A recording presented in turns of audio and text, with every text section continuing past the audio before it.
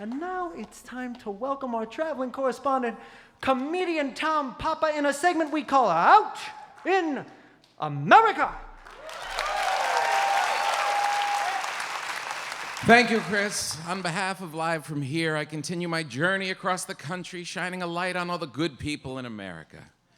This week, I put on my blue suede shoes, puffed up my chest hair, and headed off to Las Vegas, Nevada. When we got off the plane, you could tell that autumn was here as temperatures in the desert had dipped below 110. You've got to love a city whose origin was born out of a desire to drink and gamble without the police getting in the way.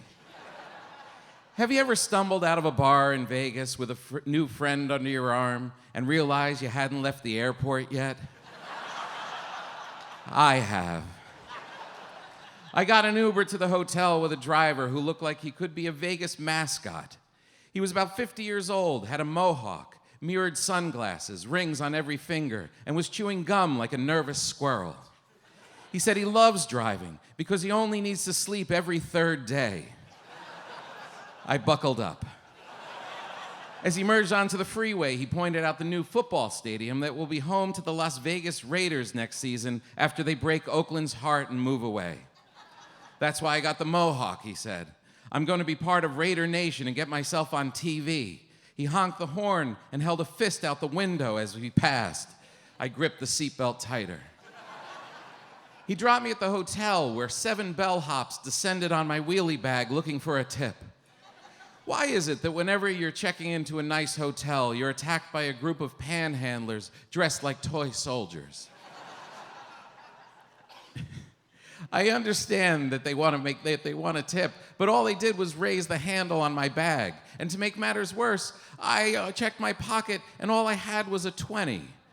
Have you ever given a bellhop a nice $20 tip only to have 8 other bellhops give you the finger? I have. I checked in, got my room key, and as is typical in Vegas, it took 3 elevators and a 10-mile walk to get to my room. Vegas doesn't want you in your room very long. They only have 10 channels on TV, mostly in languages I don't understand. And the only food was a minibar with Pringles at $50 a can.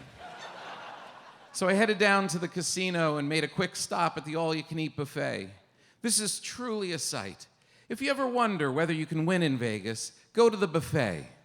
You'll see Americans of every shape and size who might have lost all their money, but are now getting it all back in the form of banana cream pies and Alaskan king crab legs. I saw a woman pouring salsa into her purse.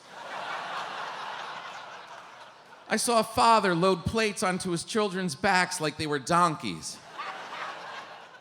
I sat next to Stan from Fort Worth, Texas. He had been there 4 days and had the bloodshot eyes to prove it.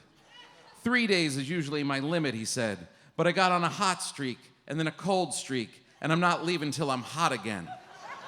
It sounded like if he wasn't careful, he'd end up living in the plastic gutter on the fake streets of New York, New York. He looked like a hardcore gambler dressed with a crisp white cowboy hat and a gold Texas Longhorn chain. I asked him what game he plays. He took a sip of his beer, lowered his hat, looked me right in the eye and said, "Son, I play the Wheel of Fortune slots." Something about watching that wheel turn around while the crowd chants "Wheel of Fortune" just makes me crazy. Vegas has a ton of drunk people, and it didn't take long before we ran into one. A guy came up to us wearing shorts, a Celine Dion tank top, and a baseball hat that said, "This is my drinking hat."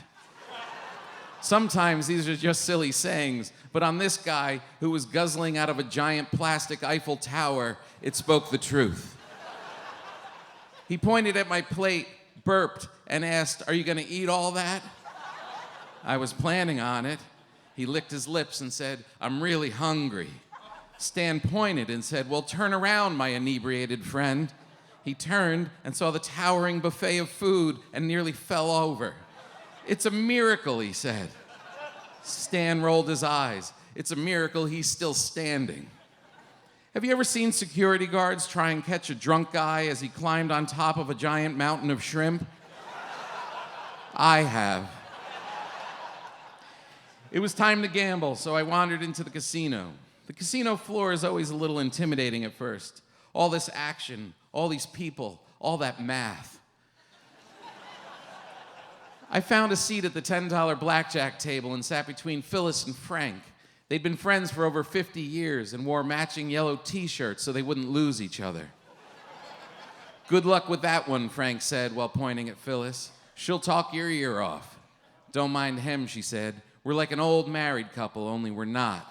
My husband died and his wife died, and after a while, we said, hey, we might as well save some money on the cable bill.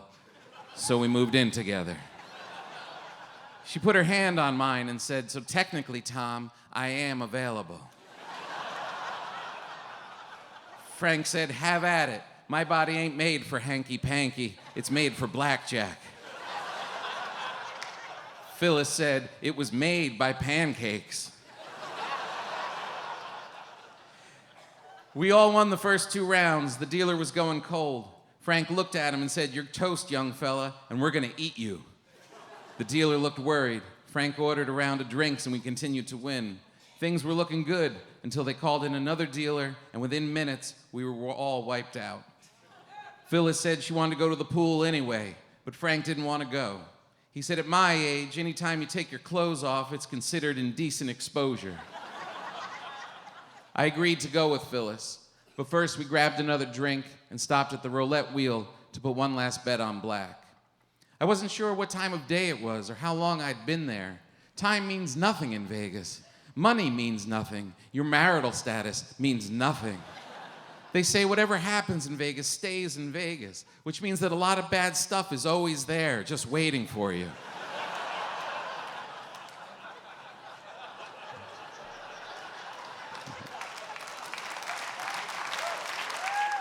I placed my bet, hoping that I had luck on my side. I tried to summon up all the good karma that I could and started to feel that if it hit, it would be a sign that I've been doing something right and the gods were smiling on me. I lost. Phyllis laughed and pulled me away. Have you ever had one too many drinks, went to the pool with a woman you just met at a blackjack table, and realized you were actually swimming in the fountain at the Bellagio? I have. Thank you, Vegas, and until next time, this has been Tom Papa out in America. To see when Tom will be headed your way, visit tompapa.com. Always such a joy to hear your voice, Tom. You showed that liver who's boss.